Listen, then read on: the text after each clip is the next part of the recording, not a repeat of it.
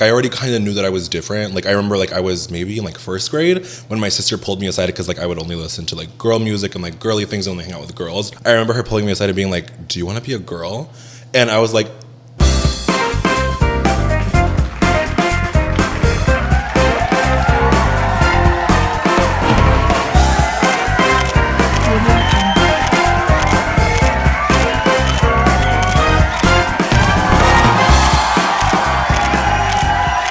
What is up, everyone? I'm your host, Alanized, and this is Noche de Pendejadas, your favorite talk show turned podcast en donde yo traigo a tus influencers favoritos para platicar y posiblemente sacarles sus trapitos al sol. Please help me welcome tonight's guest, Athena Layna. Hello. please add in the boo sound effect. Everybody's like, boo. You're like, sáquenla. Wait, do you understand Spanish?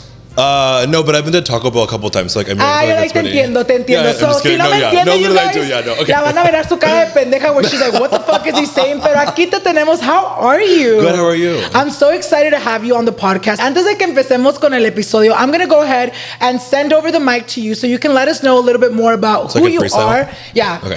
So starts rapping. A little bit more about who you are and what you do. Okay, I am Athena. I am a recovering meth addict. And I'm just kidding. No, I'm a content creator. I started off doing like comedy for like three-ish years. And now I like rebranded and now I do like full like beauty. I feel like you have like a mix of like beauty and still comedy, which I feel like that's why I feel like you're so refreshing to watch, because it's like not only are you gonna let us know if a product's bomb, but you're also gonna fucking make us laugh. So ya para empezar con el chisme, you guys, before we actually get started with the chisme, I'm actually gonna take a shot with Athena. Nos vamos a tomar una pinche shot, you guys, para que quedemos pedas. Ay, a ver. Ready? Oh, I'm not ready. I'm a little nervous, you guys. Okay. I said I was gonna stop drinking, but here we are. Pa arriba, pa abajo, pa el centro y pa adentro. Oh shit. Ooh, that was sickening. What kind of tequila was that? Patron. Ooh, that was good. Ya calentamos un poquito los motores, and we're gonna go ahead and go straight into the chisme. The first question I kind of always ask everyone who's on the show is, how were you growing up? How was Athena as a child? Okay, well, in and out of juvie multiple times. Like, actually. Oh, really? No, I'm joking. Oh, No, I mean, like, I feel like my childhood was like pretty similar to everybody in the LGBTQ community. Very much like you didn't know anything other than just being yourself authentically, and it was everybody being like, why do you talk like a girl? Like, why do you act like a girl? Yeah. Well, here we are. I mean, I had a pretty fun like childhood for the most part, but then like once I started growing up in like middle school, high school, that's when like people started being like, so like, yeah, like eres joto, que pendeja, like que eres. It was always like awkward or almost kind of like, oh my god, why the fuck are you guys asking me? Did it ever make you feel uncomfortable when people would ask you that? Yeah, specifically like with like family members and stuff like that, just because it's like we're literally like, especially we're like or at school or whatever, like I don't even want to be here, and like now like they're asking you like, so why are you like this way? And it's like, but it's, I guess it's just like normal because like kids are always gonna be outspoken and ask like the dumbest fucking questions. So I mean, it is what it is. One thing I always hated growing up was going to like the family functions and them asking you, ¿y la novia? Where's the girlfriend? And like, You're like, yo soy la novia. Like, well, you know what would piss me off? It was like when it was already like obvious that you were gay. It almost, like they're trying to get it out of you, like to embarrass like, that you. almost made me feel like growing. I was actually having this convo with my boyfriend the other day, and I was like, that always made me feel so uncomfortable because it was like, bitch, it's obvious that I'm gay, and you're over here asking for la novia cuando claramente yo soy la novia. Did that ever almost make you feel like, fuck, I don't even want to go to the family function? Yeah, I guess. I think I would just kind of avoid those like uncomfortable conversations. Like I would be like, oh my god, look, like your husband's cheating on you again. Like I'd deflect from like what was going on with me. But it wasn't that fierce. I just think, I don't know. Like it was almost like an unspoken thing. Yeah, like, it was almost like, don't even ask her. You know what I mean? What was your relationship like with your parents? Were you like a daddy's girl? I feel like me and my dad are cool, but like me and my mom have just always been like super close. Like my parents are like, luckily they're like very obsessed with me. So like it's like, even if like they were like, oh, like what the fuck are you doing? They were still like obsessed with me. So like, you know, like there's still so much like love there. But like obviously like once I came out, it was like a little bit different, but like they still like had like a lot of love for me. So around 15, 16, you know, you come out as gay. How was that for you? You know, cuéntanos un poquito más de cómo pasó eso. How did you come out to your parents and how did everyone take it at the time? I mean, like like people who are like very close to me, like Yeah. friends and family that saw me often, were like not surprised. They were just like, "Oh, okay. Like, why are you telling us this?" But my parents were shocked. They were gagged. I think it's just because like they didn't want to believe it, so they were like, Have y'all been knowing? literally, yeah, exactly. Like they weren't buying me Lady Gaga CDs and Beyonce CDs all my fucking life. So How was it like when you came out to them? Like, give us like a little story so we can picture it. it was hard, obviously, because like I would like go to school and like stuff, and I would like straighten my hair at school and like put on the like stick and like lip gloss at school, and like when I would come home, I would like kind of get rid of all that. So it was obviously kind of hard because like I feel like parents and like family can be like the most judgmental, and so it was definitely very like hard to do. But once it happened, I felt a lot better, and they were like not mad, but they were more so just like worried, you know, because like, are your parents from Mexico? Yeah, my parents are from Mexico as well. So it's like growing up, like they all like bully the gay kid, and like you know how they are with gay people. So like they were like almost like, not that we don't want you to be gay, but like we know what's gonna happen to you. Yeah. I mean, imagine like I wouldn't want my kid like growing up listening to Charlie XCX. So like it's just like I get it. But yeah, they took it fine, I guess. It wasn't like bad. Like they didn't kick me out or anything. How was that for you? Like when you came out as gay the first time, did you almost feel like a sign of relief? Did you be like, okay, you know what? I can fucking be myself now. 100%. How was that for you? It was good. Like it almost made me more, because I've never been the kind of person who was like very scared. Like if anything, like I wanted to come out and like piss off my parents and like piss everybody else off, because like you're like, I'm not even doing this just so y'all can understand me. I'm just trying to do this to get y'all mad. Exactly, yeah. It's almost like, it makes me feel more like empowered. Like, if that makes sense. So, obviamente, you come out as gay around the age of 15, 16, which I feel like that's around the same age I came out too. You said that you were already wearing makeup to school. How was that for you? At school, did people already kind of, you know, obviously think or knew that you were gay at the time because like they would see you wearing makeup? How was that, like, school life for you? School life, I mean, it was kind of weird at first because I started wearing makeup maybe like junior year, so senior year-ish, like towards like the end of high school. So like it was like MAC Velvet Teddy lipstick and like right when like the whole Kylie Jenner era happened. So I would wear like a lot of like lipstick and like lip gloss, but like that was really it. Like it was just like I started off with like lip stuff. And nobody really cared too much. If anything, they were like, oh, like give me some of your lipstick. Like it wasn't too fierce. Like it was like fine. Like there was they were like little, what is it called? Like people who would like kind of bully you here and there, but it's like, in high school, I was like very, very much like a bitch. Like I was so mean, but it was to protect myself. You know what I mean? Because like I can't like pick a struggle like gay and weak or gay and like strong. Yeah. You know? How were you in school in the sense of like, were you popular? Were you like peleonera? Did you get in any fights in school? No, but I wish I did. Oh my God, this is TMI. But there was this one time, this girl at my school, there was like a scandal because she got caught sleeping with one of the teachers, and it was this huge thing, and I was mad as hell because I was like, it should have been me. Like I should have been sleeping with that teacher. Literally. But no, that was, I wasn't like peleonera at all. It was very much like minding my business. But like, I think freshman, sophomore year, I was like just like a regular nerdy kid. And then towards more junior and like senior year, that's when I like started becoming more popular because I was so outspoken and I was in everybody's business. Like, calling people out, like calling the football players out on like Twitter, being like, your dick looks moldy. Like, I just like did not care. Thank God that Twitter is deleted, because if those tweets came back up, it'd be over for me. I'm like, she wouldn't be here. Imagine you like pull up the tweets, you're like, so. I'm like, actually, babe, I have them right here. That actually happened to me in high school one time. I was like, not bullying this. Well, actually, I probably was bullying her now that I think about it.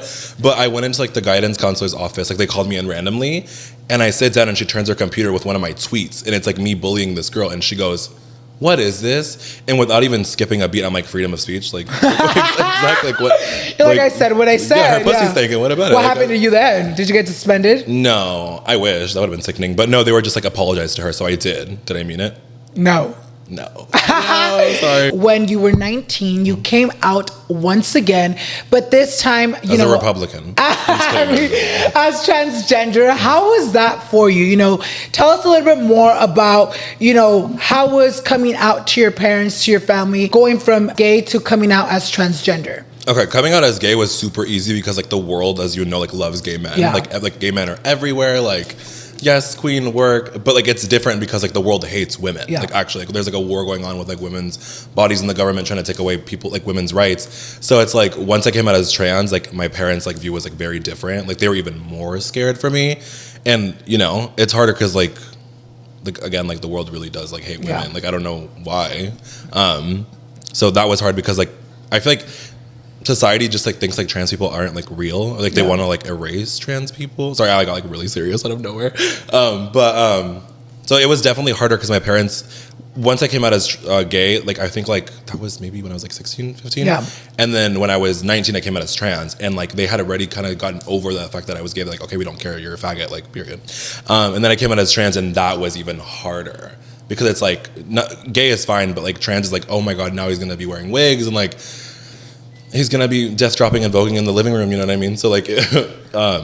It was definitely a lot harder, and like especially like the whole like name thing and everything, it was so hard for them. I already kind of knew that I was different. Like I remember like I was maybe in like first grade when my sister pulled me aside because like I would only listen to like girl music and like girly things and only hang out with girls. Not that that like means anything, but I remember her pulling me aside and being like, "Do you want to be a girl?"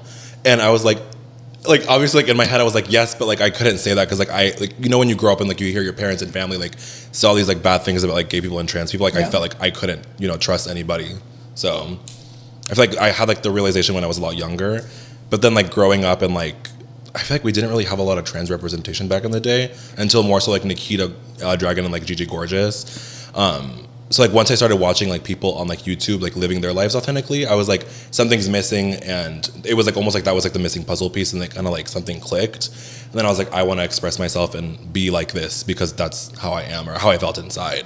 How did your friends or like your family around you react? It was a little easy for like family, like not like super close, but like the family outside and like my friends that saw me every day, because when I started wearing lipstick in high school, it was like it went from lipstick to like foundation to like mascara to like lashes. Like it all happened very gradually. So like they transitioned with me a little bit. So all my friends were super cool about it. Like they got like the name thing right away and the pronouns, and like other family was super supportive. But like my parents were more like, they're more a little bit more gagged, and they were like, it took them a while to get like the name thing right. Like my name's Athena, so they would call me like Athena for such a long time, like as a joke, because like they try to make fun of like everything. So I was like, bitch, you think I won't blow this house up right now? I told my mom first, and then I told my dad like a couple months later. Mm-hmm. And the conversation that I have, I was just like, because they were gagged and they're like, ¿por qué? Like, ¿cómo? Like, how? Yeah. And I was just like, oh, no, like this isn't up for discussion. Like I'm not asking for your input. I'm just letting you guys know, because I'm going to be like I'm going to start being myself authentically. I'm going to, straighten and curl my hair, like wear more makeup and look just like more cunt. And I'm not asking you guys for permission. I'm just letting you guys know so you guys are aware, because I want you guys in my life. And if you guys have a problem with this, like that's literally your problem. Like this isn't my problem, it's yours. Like if you guys want to make it a problem, it's going to be yours, because like I'm just choosing to be myself like authentically, What made you stop telling your dad at the same time you told your mom and almost made you wait a couple months? I think it's just because me and my mom, like, we were a lot closer, like we just talked more, and like my dad was the one that was working and like supporting the family, so like I wouldn't really see him as much. Yeah. And this is like when I started drinking fiercely, so like I wasn't home a lot. So like I waited a little bit because I just feel like he was gonna take it harder, and I was waiting for my mom maybe tell him a little bit, like ease him in. But when I told him, he was like, "What?" Like he was gagged too, and I was like, "Period." Did you ever feel like at a moment not accepted by like your families and friends? With a family, definitely, like it felt like that for a very long time, because it was kind of weird for a bit, and then like over time they obviously got it, but at first they were just like still very like taken back, just like very surprised, because like they didn't want to accept it. Hoy te vemos como Athena. How did you come up with the name? What was like the process you went through, or how did that name come to be? I feel like obviously like I love Greek mythology, and I feel like I just had heard the name for like a while, and then like I went to high school with this girl who had that name, and she was okay, but I was like, that name belongs, like it deserves to go to a powerful woman. So I was like, you start your transition, and were you still going to school at the time? No, thankfully like the realization and everything happened like right after, thank God, because if like the world is already so cruel, imagine like transitioning in high school, like it just would have been like a shit show. Were you working at the time? Yes. How was like work life for you, after coming out as a transgender woman? Ooh, it sucked, because I worked at a call center, like collecting debt for like T-Mobile and like Comcast and all that shit. So it was like every time like you had a call with somebody, you had to say your like legal name, like your dead name. So I was like introducing myself as like this or whatever, and so like it really took a toll on like my mental health, because it was like a lot. And so like every single day having to like be like, this is who's calling, and like give me your fucking money, bitch. So it was you're like, you're in debt. Ah. You're literally in debt. I would argue with so many people. I thought it was so funny. because like that place was a joke. It was like a whole bunch of everybody who graduated high school and didn't go to college like worked there. So everybody was like fucking each other, and the place smelled like cum literally. So it was just like the place was a joke. What do you feel like was the most challenging part of your journey? You know, obviously you start this journey. Wait, actually, I want to go back a little bit. How did the journey start? You know, so you come out as trans. What preceded after that? You know, what? Obviously, you started taking hormones, or did that come later? I just started taking hormones like a month shut ago. up. Literally. Okay, so walk us through. How's been that journey? I mean, I feel like there's a lot more resources because I just moved here in January. So like, I feel like in LA, there's just a lot more resources for that. And there's more trans people. I swear to God, you will turn and like, there's a trans person right there. I saw me on the TV. Me coming out right now. I imagine. Period. And we're all crying. But, so in LA or in Oregon, I could have like really took my time to make sure it's like what I really wanted and like what I really was. And also it was me like just advocating for trans people because like I feel like trans isn't gonna look like one thing. Like it's not like you come out, like you start wearing wigs and you get hormones. Like everybody's trans journey is gonna be very different. So even at the time, even though I didn't have a platform, I still felt very strong about like there has to be different types of representation. Like it's not just gonna be like everybody's gonna be like Nikita Dragon, you know what I mean? So like that's why it took me like a while. And then once I finally moved here, do you know who Leo Skeppy is? Like the bald guy, and he's like on TikTok. Leo, super sickening. No, but I'm gonna look him up. Yeah. On men.com later.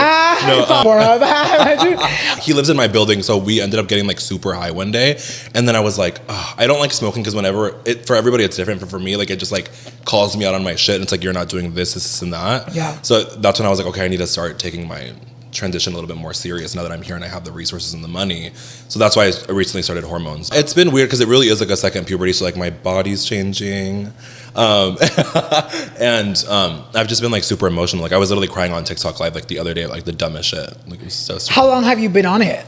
Hormones? Yeah. I started right when I got back, so maybe like at the end, like mid-October. So it's been a little bit. So it's literally been like 2 months. Yeah. Has that taken a toll on you emotionally? Oh, 100%. Like I've just been like crying a lot over like I want to say like the dumbest shit because like it's valid. And I feel like it's good because like I've never been one that's very much in tune with my emotions. If anything, I'll like push my emotions away. So like this has made me really come face to face with like how I'm feeling, and I'm like, it's annoying, but it's a part of, you know, becoming more authentic. It's hard every day, but it's like going out and kind of facing like that scrutiny and having people like look at you different, like almost like looking at you as if like your existence isn't like valid. Because like when people like misgender and stuff like that, or like I know that it's not, sometimes it's not on purpose, but it's just like there's a whole group of people like out there who are like Republican or just like racist or transphobic or whatever, who like they want to erase that part of like the world, or I guess like the what is it, population? Because like we don't even take, I think it's like 1% of like the, or not even like 1%, but like 0.1 or something is of the world is like trans. So it's like it's not even like there's that many of us. So it's like I don't know why it's like so fierce. Do you almost not feel like accepted in the welcomed, in society? That's why I'm always in WeHo. Now that you have a platform and now that you can advocate, you know, for transgender women and even for transgender men, what's a misconception, you know, that society have on transgender women or men? That we all get along. No, I'm just kidding. Like we hate each other. Honestly, the people and the trans people in LA all hate each other because they all want to be like that one trans like advocate. But like whenever I see a trans person, I'm like, oh, period. Like, you know, like a brother or sister or like a family member, I guess, because there's some non-binary people or whatever. But yeah, like I guess the misconception is that like that they're gonna get rid of us or that they want to erase us. And you're like, I'm here, baby. Yeah, we've always been here. So you've been doing social media for what, 3 years already? I started doing YouTube like maybe in 2017 when I came out as trans. Okay. So I did it for a couple of years and I didn't really get anything out of it. I started doing beauty content. I did like makeup tutorials and I maybe gained like 500 followers in like that whole 5 years while I was doing my thing. And then I started working at Sephora and then I got fired and for being too sickening. And then I kind of took what happened there and like twisted it and gave it like my little Athena flair with comedy. And that's when I like blew up overnight on TikTok. Wait, so when you were doing those Sephora videos, because I remember seeing you first with those Sephora videos, you weren't even working at Sephora? No, I had gotten fired like recently. Oh shit. Yeah. So you start doing social media, it starts picking the fuck up, like you have your viral moments. How was that for you? You know, you tell us that you've been doing social media even prior to that and it wouldn't pick up. How was it like to finally, you know, have that moment where you're like, fuck, like this video got viewed by so many people. I just gained so many followers. How was that like for you? It was definitely really exciting. Like it gave me like a rush. It was definitely really cool to see. Like it was good to feel appreciated for like something that you're talented at. Cause like I really wanted to do beauty to begin with, and it never worked out. And like I knew in the back of my head like I was gonna have to do something with comedy to blow up. So I almost kind of looked at comedy as kind of like I don't want to do it because like for me being funny, like when I make jokes, it's almost like me deflecting. I don't know. I don't know how to explain it. I feel like my comedy comes from like my trauma. Yeah. And like so like it was kind of hard, but at the end of the day, I was like, okay, well, it's doing good anyway, so just push that to the side and just keep doing it. Because like after like that moment, once the first video went viral, I just kept doing the same thing and like never looked back. And I feel like that's what's worked for you because you genuinely are being yourself. Like you said, you know, there was a moment where you were like, fuck, should I keep it going? But then you're like, no, this is what people are liking. You know, I'm going to keep going. So there comes a moment where obviously you had that realization of like, oh shit, I can actually make this a full-time job. What was that moment for you? What was the aha moment where you're like, fuck, this is actually generating not just views, but money. Let me go ahead and go full force with it. I think I like maybe like before I moved to LA, like maybe like last summer, like the summer before that just happened, like 2022, I did like my first like actual big like sponsorship, and it was before I was actually doing makeup. So like when you do like strictly comedy on TikTok and you're not selling product, it's really hard to get sponsorships because they don't take you seriously. So I got my first sponsorship like with like a razor brand, like shaving my legs and shit. And like that was like it was like the most money I'd ever made on like at that time. So social media. So I was like $10K for shaving my pussy on TikTok, like period, let's do it. Like I do it for free. Me. So then I was like, oh, period. Like that's when I was like, okay, it's go time, let's go. Did anyone when you started doing social media doubt you in the way of like, hey, get a real job? Like, I don't think this is going to end up anywhere. Maybe not even judge you, but, you know, had those little comments, because I feel like it's very normal when people see you doing something that they don't understand, almost comment negatively about it. Yeah, I had a lot of like my friends were all super supportive. Like one of my best friends, Denise, like bought me like lights for YouTube. Like when I told her I wanted to do social media, so like my friends were super supportive because like who doesn't want to do that? Especially with like our newer generation, like who doesn't want to be understand it, But I had like a couple like brothers and like in-law, like just like aunts and stuff, being like, okay, so but what are you gonna seriously do for an actual job? And I was like, this. Yeah, you like shave my pussy on camera. I'm like, that's what I'm doing. Period. But yeah, no, and then it was like one of my cousins who told my mom and like pulled her aside being like, because they were kind of just like, what is she doing? And this cousin was like, you guys need to support her, because like he knew what social media was and like he saw influencers blow up and whatever. And he was like, you guys should support her because like if she does blow up, like she's going to be able to support all you like. Yeah, y'all are gonna want to make y'all gonna want to make sure she remembers that y'all supported her. Literally, I feel like now that I'm in a place where I feel like I'm financially good. You know, like money's coming in. I feel like I have that whole like, you know, being an influencer, you know, to the T. I know how to maneuver. I know how to maneuver it.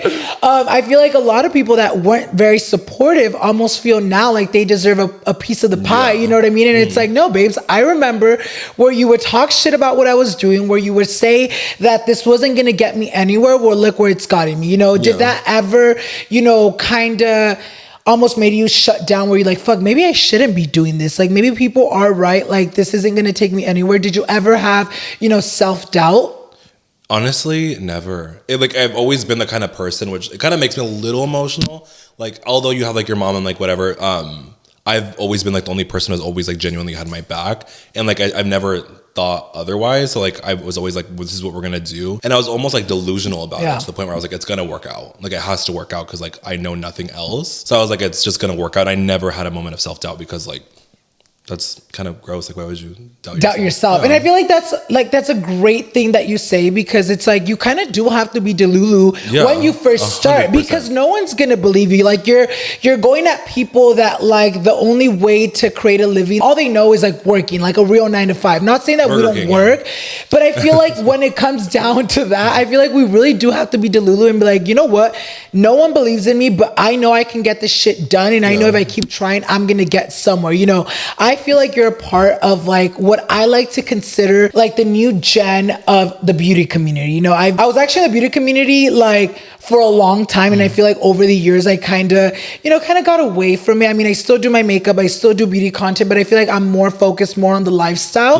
But whenever I see your content, I'm like, wow, like this new, you have like this freshness, like it's just so refreshing seeing you. How do you feel like the beauty community has changed now to what it was once back then? I feel like there's a lot more diversity now, like way more diversity, thank God. Because back then, like it was like people of every single skin tone, like going to Jeffree Star being like, I want that shade of foundation. It was so annoying when people would come into Sephora and be like, I want the same shade Jaclyn Hill uses for foundation. I'm like, you're not the same shade as like Jaclyn Hill. So like I'm glad that there's like so much more diversity now because like there's like imagine like following like steps from like a makeup tutorial from somebody who doesn't have like your same eyelid or same skin tone or same skin type. I'm just glad that there's so much like more representation. So like now everybody can see themselves doing this and not even just see themselves doing social media, but like see themselves like, I guess I'm like, how do I word this? Sorry, I didn't go to college, but I'm trying to think. I should have wrote down the answer. I should have had these prepared.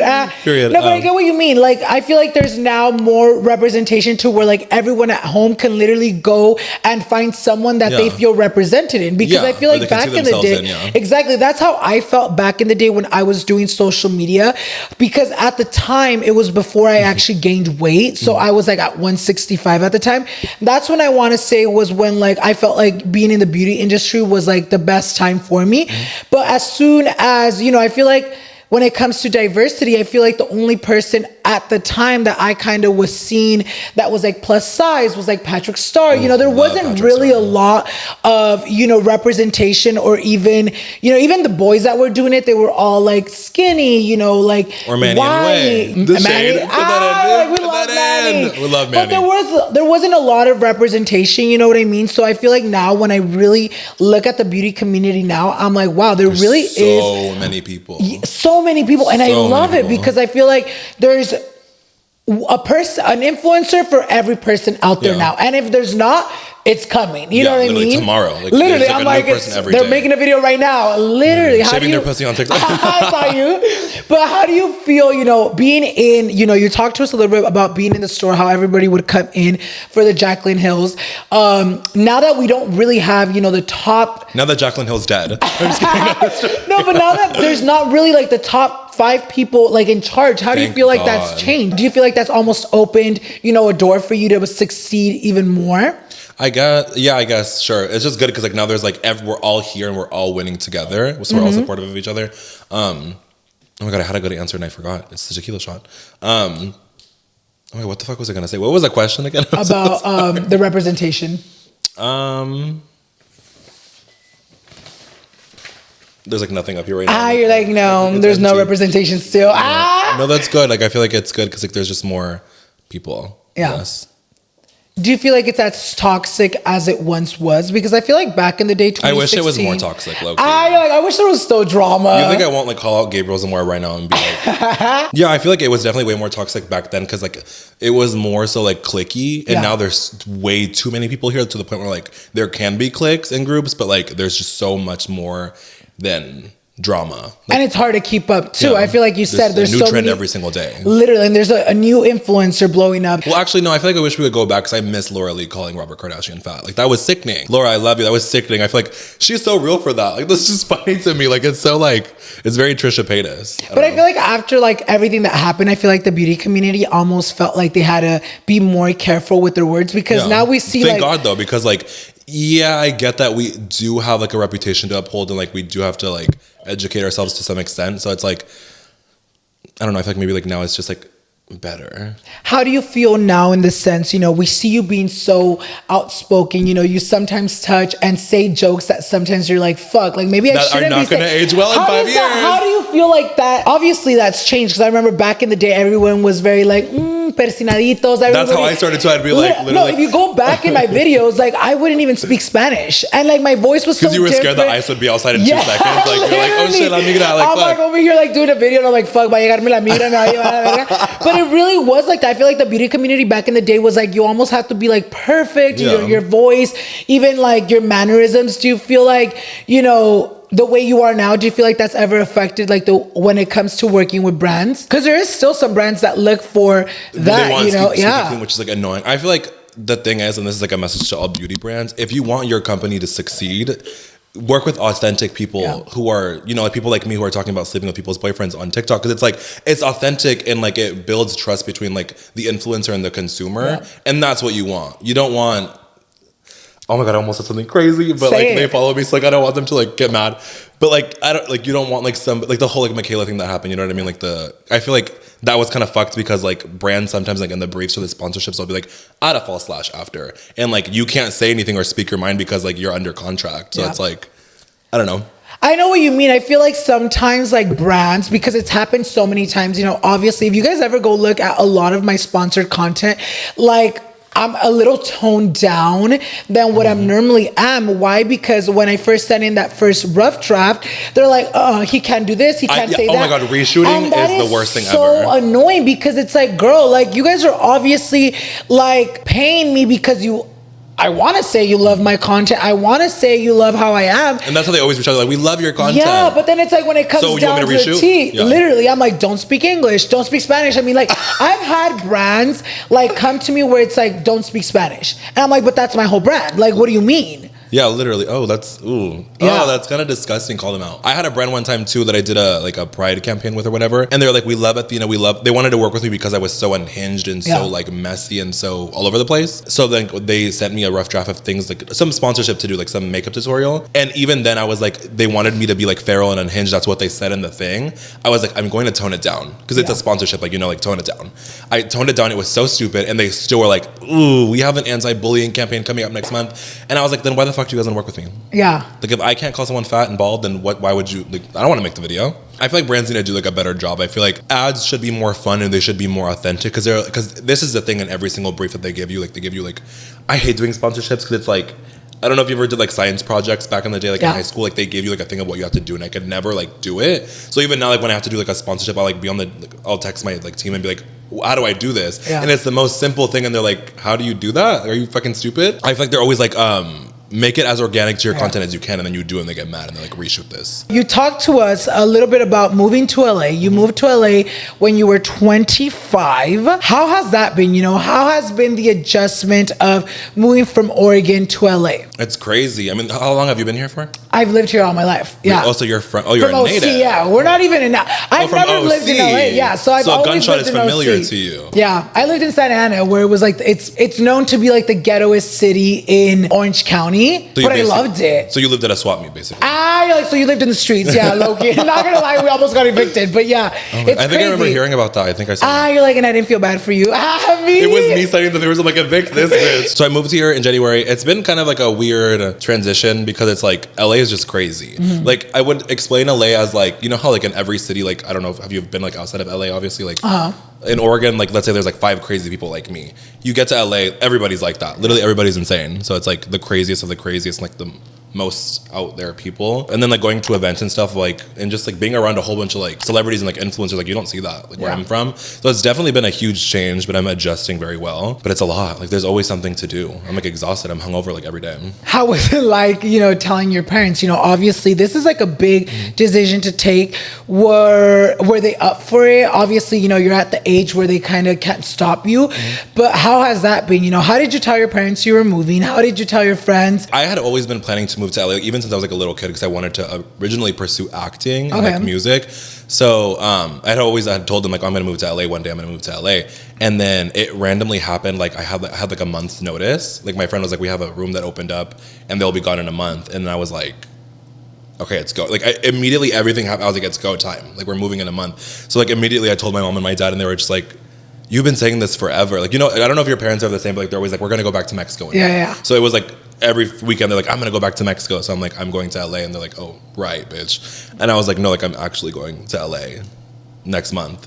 So they were kind of like, okay, like what's gonna happen? I feel like my parents still don't understand like what social media is. Like when I had been doing social media for like 2 years at this one point, and my mom was like, just please promise me you're never gonna prostitute yourself. And I was like, bitch, like I'm out here making money on like for like what I just don't think they understand like what it is. But yeah, they were gagged. And like I told my friends too, like a month that I was leaving in a month, and they were just like, they weren't sad or anything. They were like, okay, it's like actually, they're all happy you're leaving. Like, thank God. I was terrorizing Oregon down boots. So like they're like, thank God this bitch is gone. But no, they were like, this is what you deserve. Like, you deserve to be out there. So everybody was like super happy for me. They're like, it's time. Do you miss your family? You know, do you go often or no? I've been twice since I moved, and yeah, I do miss them a lot. But it's like, at the same time, I feel like it's made us closer being apart because like being with them every single day and like having the whole house smell like tapatio is like, you know, just not like an ideal thing. Are you going down back home for like the holidays? Yeah, for Christmas. I was gonna go for Thanksgiving, but I was like, it's too boring of a holiday. So I really do think Thanksgiving is kind of boring. I feel like for me, Thanksgiving is just more of like, yeah, have your cool ass meal and then go to sleep. Because that's everybody how it was posting for the us. same meal. I swear to God. Literally, we would never do like traditional Thanksgiving food, but for us it was more like birria, with that our frijoles sounds so puercos, which sound good, but like honestly, like Thanksgiving's like whatever's to me. So I'm happy that you're going back for, you know, Christmas. So obviamente ya viviendo in you know, LA for so long, I feel like every single time I see your stories, you're either at the club, doing at an event, or just doing something crazy. What's the craziest thing that has happened to you while living in LA? Oh my God, there was this one time that a group of me and like friends were like out in WeHo, and you obviously probably had like your fair share of experiences with like crazy fans. So like a fan came up to one of my friends. He does like Terry Joe online. A fan wanted a picture with him, but he was like blacked out drunk. He was like about to throw up in like a bush or whatever, and the fan was asking him for a picture, and I was like, oh hey, like by the way, like I'm so sorry, like he actually can't take a picture with you right now, like he's about to like die. This fan was like, okay, like whatever, can we get a picture with you? And I was like, oh period, second option. So like they're getting ready to take the picture with me, and they start calling me Alexis, and I'm like, who the fuck's Alexis? So like they didn't even know who I was. So I was like, that's like my most annoying thing. Like if you don't even know who I am, don't ask me for a picture because like it's disrespectful to both of us. And then I was like, okay, like I walked away because I was like, I'm not gonna take a picture with you. Like that's weird. And I go back to my friend who's like about to throw up in this bush. And they come up and they're like yelling in our faces, being like, oh, you guys are like jokes, like this and that. And I was like, you literally just asked me for a picture and I heard your grinding notification go off. Like, go die in a hole. I think like my friend like pushed him off. And then like that's when he like started putting his camera in all of our faces, being like, they're all jokes, like they're irrelevant, like nobody takes them seriously. And I was like, you literally just asked us for a picture. Like you were just in line for the meet and greet, babes. Yeah, literally in line for the meet and greet. And he had a trans friend with him, it was like a trans girl as well. And he was like trying to taunt me. He's like, that's what a trans woman, like a real woman looks like. And that's what a real woman sounds like. And I was like, babe, you're literally overweight. Like your button's about to pop and make me go blind in one eye.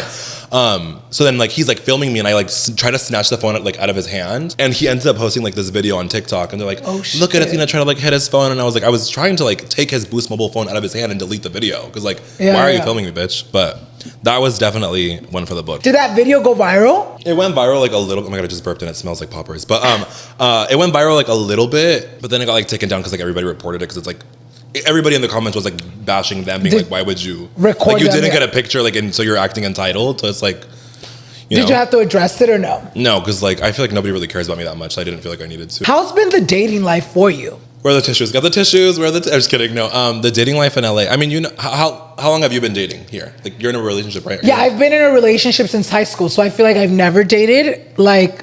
Wait, you've been with the person you were with now since high school? Yeah, since high school, yeah. Oh my God, period. I need some of that energy. Give it to me. Because dating here is like suck. I feel like dating as a trans person already sucks because like trans people are seen as this like porn category, like fetish. Yeah. Like they just want us for like a night and they want to like get their fantasy and like their whatever the fuck. And so like nobody really takes trans women like serious. So when I moved here, I had already done that whole dating experience in Oregon, and it's, you know how people are like, people who like don't want to be with you in public and they're just like really fucking annoying. And so I gave up on dating here because I was just like, I'm not gonna date. Imagine how hard it is like in LA. Yeah. And then randomly like somebody hit me up and through Instagram DMs, which is so disgusting. But so I entertained that for a little bit, but that literally just ended this last weekend. So why? Just cause it wasn't working out? It was more so like he's probably gonna end up watching this, so hi. But I think it was more so like he was more excited because like he knew who I was on social media. Okay. And so I think it was more so like, oh, I want to hang out. Let's hang out romantically. But it wasn't really romantically. It was more so like, I just want to hang out with this person and say I hung out with this person. And so like the whole time I kind of got like that weird vibe, like an off-putting vibe that he wasn't really into me. But I feel like the longer I talked to him, like the more I kind of became like obsessed with him because like I talked to him every day, morning and night, like good morning, good night. So I entertained it for a bit, and like I feel like it just, the longer it went on, like the more it didn't feel right. And the last time we went out in like WeHo, and it was just like a shit show. So I was like, let me just flip my hair and go home. Have you had a serious relationship when it comes to dating, or has it been more just like fucking around, you know, doing your thing? Fucking around in parking lots? No, I don't really hook up like that. So like it's not really been like that fierce. But yeah, it's like dating is really hard. So I just like, I guess I don't do it. What's like the ideal person for you? Like what's something that when it comes down to dating? I'm like Adam Ray, okay, I'm just kidding. Me? I don't know. Just somebody who like I can get along with and like appreciates me for what I have to bring to the table. Like, which is me being funny as hell, sickening boots, and I don't know, just being I feel like I try my hardest every single day to be like a good person. So like as long as somebody's seeing that and can appreciate that. You tell us a little bit about the last person that you almost felt like they were just trying to use you for who you were online. Do you feel like dating has now become harder because of who, of the following you have online? I don't know. I don't think so. I feel like it doesn't really happen that often.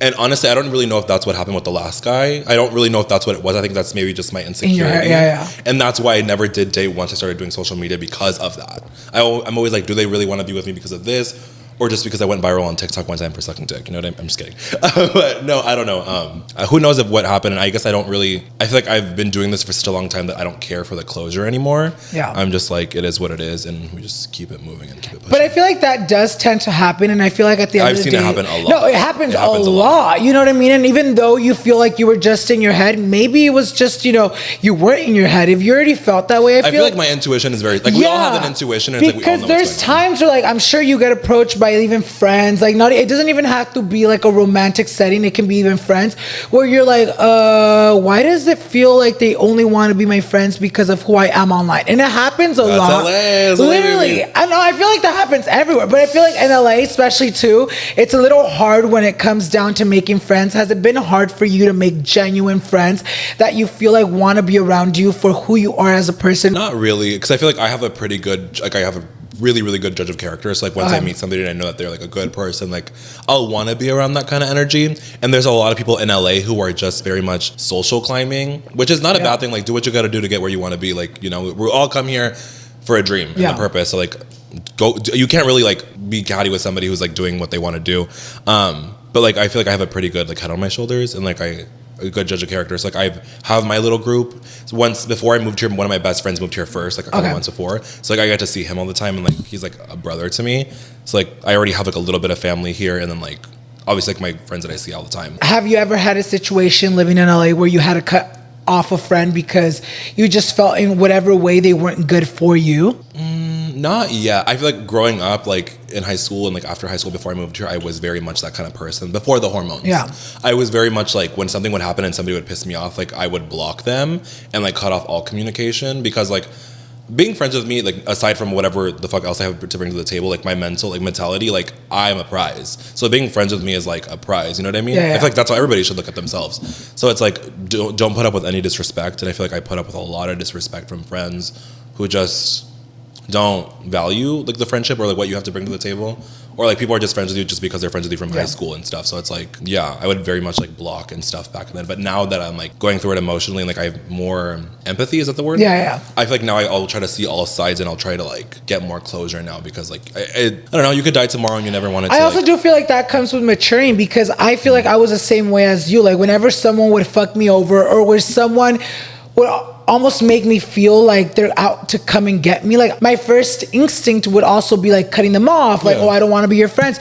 But like you said, I feel like as I get older, I'm always okay, I want to see, or I want to at least get in their feet and see why they're feeling some type of way, because sometimes more you said, more communication, because I feel like sometimes we get so caught up in how we feel, how they made us feel, that we kind of always forget that there's, like you said, almost two sides to everything. You know what I mean? Maybe you feel some type of way and they did whatever they did because you were doing this, or whatever it may be. So I feel like it's really good now, as you're getting older, to where you're you know what, I can't just cut people off for no reason.